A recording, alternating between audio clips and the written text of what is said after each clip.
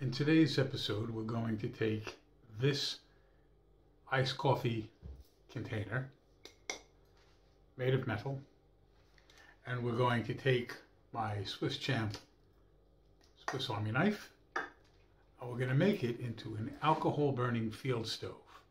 Stay tuned. So as a project, this is remarkably straightforward. This obviously I've already consumed, and I've washed it out just to make it clean. It does have this little safety tab there, so using the small blade on the Swiss Army knife, I'm just gonna remove that because I don't need that.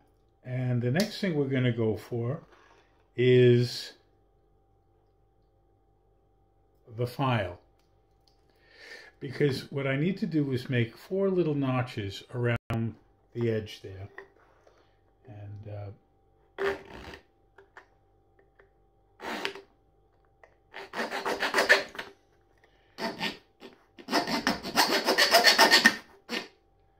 so there's my first notch. And nicely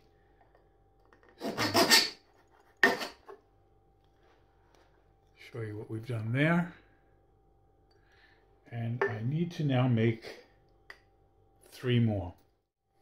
So I've got my 4 notches, and it's important to do it at this stage because when it's a whole can, it's easier to grip and do what you need to with the file.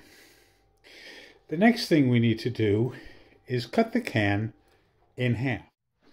So the technique we're going to use to cut the can in half, I have this box, which using the small blade and this other bit of height, I'm able to just put the blade in one spot and rotate round. Now, if I weren't using the Swiss Champ, if I were using something narrower, I might have to use a slightly bigger box.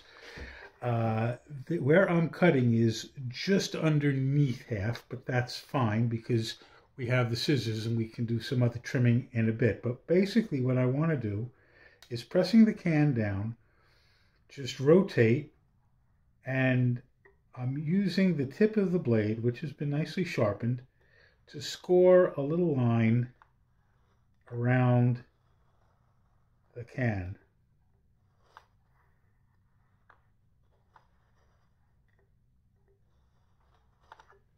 And I'm just going to stop for a moment, and maybe the camera might be able to pick it up. You should see there's a little score line. And because everything is being held stable, I'm making that score in the exact same spot as I go around. And I'm going to have to do this for a few minutes because I need to not press too hard and get too aggressive with this, but just a little bit of pressure while pushing everything down, holding everything steady, and create a score line that has a little bit of depth to it. So we're going to come back to this in a couple of minutes and you'll see where we're getting to.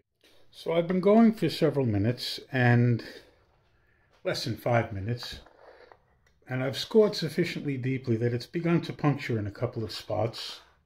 So at this point we can put the knife away. We find one of these little puncture spots, and by gently pressing in, just a little bit at a time, it'll start to open up on the score line. If it resists, put a little pressure on it, but don't get carried away because we don't want it to start tearing in some strange direction. But with a little bit of care, nice and gently, we now have converted this into 2 halves. Now, the top half is just a little bit taller, and that's okay because that's going to work out well for us. And what we're going to do is we're going to insert the top into the bottom, but face down, and that needs to be compressed in. So without doing anything fancy, I'm just going to take this piece of scrap wood, place it on top, and press down gently until that's all the way in. Now I have got this sticking up, and it has got a couple of little sharp edges. It's also not quite aligned. If I just make sure it's nicely central. Now, what I'm going to do is, in between these two lines, I'm going to use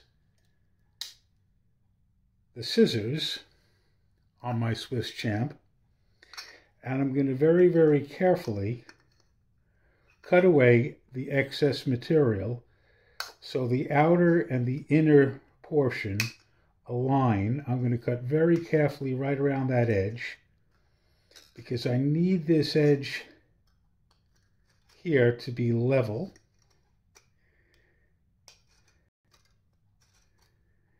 And once I finish cutting the excess material off, and because this is, you know, a very thin drinks tin,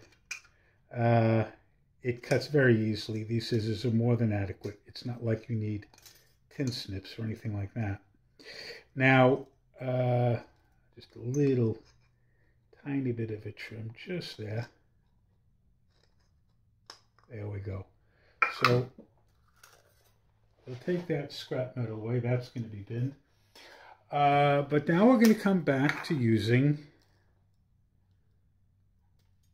the file again, because what I want to do, that's relatively smooth, but I'm just going to go around everything with the file on the outside and also the inside, because I want to remove any little burrs that might be there, because I don't want to risk cutting myself on a little burr, especially if I'm using this in the field. The little cuts are easily infected. But basically, that's the job. That's nice and smooth now. So we'll clean up that little bit of metal dust, and then we'll move on to the next phase. So the next thing I want to do, I'm just going to reduce the height of this and put another score line in. Now this score line is going in so that I could mark the height. So I just want the line to go in lightly once around. I'm not going to cut into it. I'm just trying to mark a point about 1.5 centimeters or 3/4 inch down from the top. Now, part of the top here, these two areas here, the inner and the outer, are sealed. But if you go below that where it flares inwards, we have an inner wall and an outer wall. And at this point, there is a gap between the inner and the outer wall, and it's sufficiently low down that that's going to help when we're burning the stove, because it's going to allow for appropriate airflow. Next thing I'm going to need to use is the awl. Now the awl is obviously sharp and pointy, but I don't want to go deeply into that. I just want to pinch it near the very tip so that only the least little bit of it pokes through. And on my little score line here, I'm just going to make as small a hole as I can, and then I'm going to make a second hole on the exact opposite side of that first one. Again, small as I can make it. Just want to make it just to the point where it punctures with the very, very tip. And then at a right angle, I'm going to make, so we're now going 90 degrees to those first two holes, and we're going to make two more there and flip it around. See where I am there. So the next one's going to be here. So what we're trying to do is get even measurements. And now between these two, I'm going to put one more here. Between these next two, one more there. So by doing this, we're actually turning our first 4 holes into 8 evenly spaced holes. And once, you gotta just sort of take a moment to make sure you position correctly. So now I have 8 holes, and I'm going to go in between each of these one more time, which will increase our number from 8 to 16. And I have to tell you, At that point, we're going to be done because the stove will exist. Now, one thing about this stove, it's designed to burn alcohol, specifically something like methylated spirits, which is readily available here in the UK. I don't know quite what the availability of that is in the States, but I do know that on this kind of stove, a lot of people in the States use a product called heat, which is an automotive product. It is, in fact, an antifreeze, so you can buy it from garages and such like, or places where they sell antifreeze for cars. Okay, I now have my 16 little holes, and this is ready to demonstrate the use. But basically, this will burn, and it is its own built-in pot stand. This is a complete self-contained unit. Let's go show you how it works. So I'm going to pour some methylated spirits into this. Now in the UK, meths tend to be dyed purple, so you wouldn't mix it up for alcohol that you could drink. But basically, you pour a bit into the bottom. Now this will hold quite a healthy amount of fuel, but I think I've put in about an ounce of fuel, which is plenty for what we're going to do. You can put at least 2 ounces into this and maybe a little more. And the next thing to do is, using a lighter, I'm just going to, like that. Okay, so you should be able to just about see that we've got some flame going. I'm going to reduce the light because with alcohol it burns kind of hard to see, but that's a little more obvious now. And what is going to happen is that as the alcohol burns in the center of the stove, I'm just going to put here so you can see better, it's going to heat up the metal that the stove is made from. That in turn will heat up the alcohol that's in the bottom, and it will, after a little while, begin to boil. Now the alcohol that is between the inner wall and the outer wall, because it's going to heat up, will start to evaporate rapidly, especially when it's boiling, and then the alcohol vapor will come out the little holes we made in the side, and they will self-ignite. While we're waiting for that to heat up, I'm just going to take this little Trangia kettle, and I'm going to pour a mug full of water in there. And that's a large mug. That's going to be 450 mils, something like that. And once the stove is lit up, we're going to put the kettle on it and bring it to the boil. Now it does take a minute or so for a stove like this to prime. That is to say, to get hot enough for the gas jets to ignite. But as you can see, they're starting to ignite now. And they will just light up by themselves because the heat gets hot enough to just do it. And after a moment, we'll not only see these little flames, but they'll begin to grow. And as they grow, and you start seeing the white tips on each of them, you'll notice the center flame goes down rather a lot, turns orange, flares. At this point, the stove is sufficiently primed to be able to use. The top lip, we can actually put this onto. That will extinguish the flame in the center. And meanwhile, all the side jets continue to burn. And it acts like a gas jet stove in that regards. Now, it's not particularly wind resistant, so if you're doing this out of doors, I would tend to recommend, and yeah, it's still going just nicely. I would tend to recommend that if you're doing this outdoors, get some sort of a windscreen or windshield, because that will help. And then obviously you put your kettle, your pot, your pan, whatsoever on top of this. You have that nice little ring of flame, the same as you would have with a gas stove at home.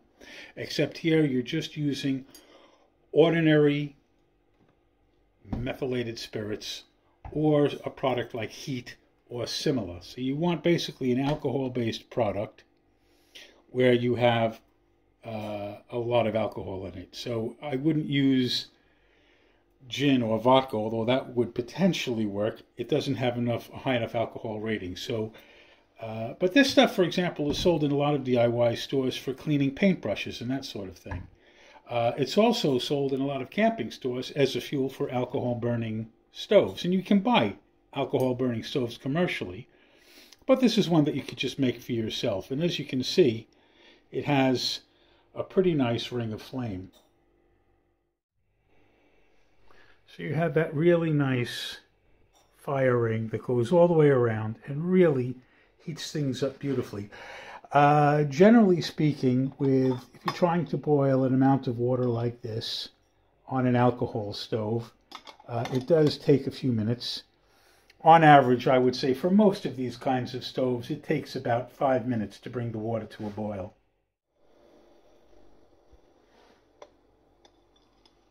And there we go, a nice little boil. It took about 5 minutes, which is typical for stoves of this type. And of course, at this point, if you're in the field, all you then need is a mug and maybe a tea bag.